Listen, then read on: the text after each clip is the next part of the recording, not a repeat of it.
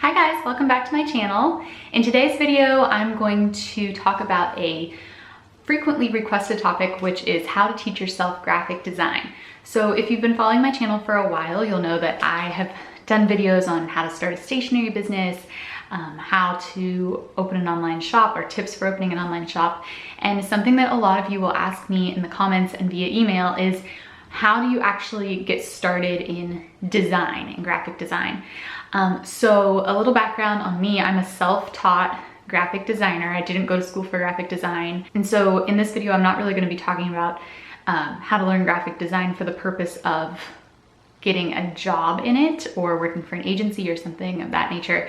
I'm gonna be mostly teaching you how to learn graphic design for the purpose of designing something specific, like designing your own stationery to sell, and just kind of more like practical graphic design tips for if you're wanting to start a business, if that makes sense. So let's get right into the video. So the first step is to decide what type of graphic design you want to do. Do you want to design logos and branding? Do you want to design your own stationery? Do you want to create digital illustrations? There are so many different areas of graphic design, and if you know the specific type of design that you want to do ahead of time, that will really help you in knowing which type of classes to take or what to search for on YouTube. So I would recommend having at least a general idea of the type of graphic design that you want to do going into it. So the second step is you've got to get the right tools.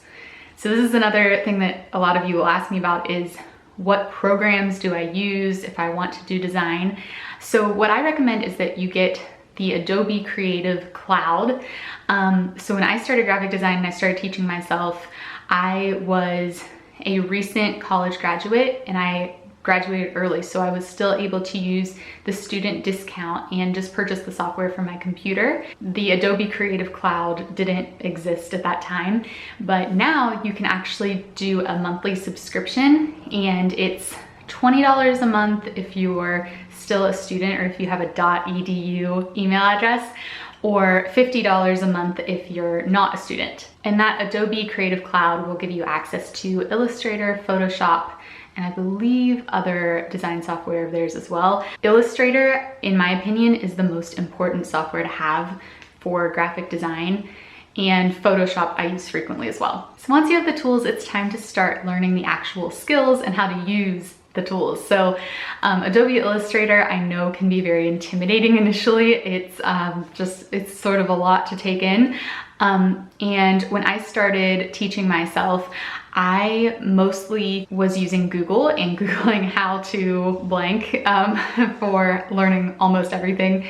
But now there are a lot more resources online available, and so it's actually much easier to teach yourself. So there are some free options and also some paid options. YouTube, just in general, is full of free tutorials and resources, and I would definitely recommend checking out some of those and just searching for things like Adobe Illustrator tutorial and things like that to kind of get the hang of things. Another great paid option that I use for learning all types of skills in photography and videography and design is Skillshare, which I really enjoy.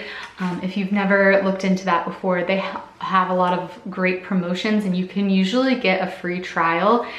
Before I post this video, I'll look and see what type of promotions that they're having right now, and I'll put a link in the description box if you'd like to check that out. But you might be able to get, a lot of times they'll do like a free month trial, and you can watch a lot of classes in a month. So I've done a lot of different Skillshare classes and learned a lot on there. And there are other paid membership type websites. Udemy is one. Skillshare is honestly the only one that I have personal experience with, so I don't want to recommend any other sites that I'm not familiar with, but there are others that you can look into as well. My fourth tip is to just practice. You know, it's not something that is gonna happen right away, that you're just gonna be really good at graphic design and know how to use the software really quickly. It really does take practice, and you just have to recognize that in the beginning, you're not gonna be that great. I think something that happens when you get started is a lot of times you'll have really good taste and you'll know exactly what it is that you're wanting to create, but your skill set just doesn't quite match that yet.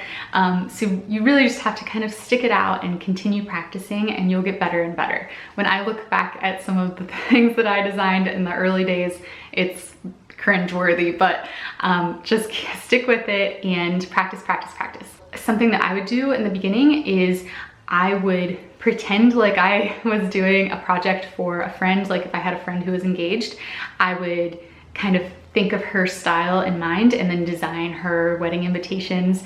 I never like would show these people, but it was just for my own practice. And so like create kind of pretend projects for yourself in whatever line of graphic design you're wanting to get into, and just kind of do like your dream projects and start just honing your skills. And this is something that I would recommend doing every day. You know, just set aside a couple of hours each day after work, or on your, you know, do it on your lunch break or before work. And the more you practice, obviously, the better you'll get. Once you've really honed your skills, you know, I would recommend doing some design work for free, like real design work. So maybe offer to do a friend's wedding invitations if that's what you're wanting to get into, or offer to do a business's logo for free. You know, you really have to offer your services for free in the beginning to build your portfolio. And, you know, once you've done a lot of these free projects, you can actually publish your portfolio. And I would recommend starting your own website where you can host your portfolio and send it out to people. I always recommend Squarespace for this. It's my favorite website platform to use. And I actually have a class available on my website for how to create an online portfolio yourself, even if you're not a web designer. So I'll put a link in the description box if you're interested in that as well. But I think it really helps to have an online portfolio that you can send people. So that's the fifth tip, is to just sort of establish a place online where you can market your services or your products depending on what type of graphic design you're wanting to do. I think a big part of this step is branding. You know, if you know exactly the type of work that you want to do, that's going to be really helpful because you'll be able to brand yourself accordingly. If you check out my website, I have a very sort of like feminine, clean style to my design. And so I don't consider myself the best designer or graphic designer by any means, but I think that my target clients recognize that I'm a good fit right away just when they visit my website. Get a good idea of the type of work that you want to do and then let your branding reflect that. If you intend on selling products as well as your design services, I would recommend looking into some of the graphic design marketplaces, places like Etsy, which I've talked a lot about on my channel, Creative Market. There are a lot of marketplaces where you can sell your illustrations if you are an illustrator, or just other like templates and things like that. And that could be a good source of passive income for you as you grow your graphic design business. So I really hope this video was helpful for you aspiring graphic designers. Please let me know any questions that you have in the comments, as well as any other requests for videos that you would like to see on my channel. Please be sure to subscribe for more videos and give this video a like if you liked it, and I'll see you next time. Bye.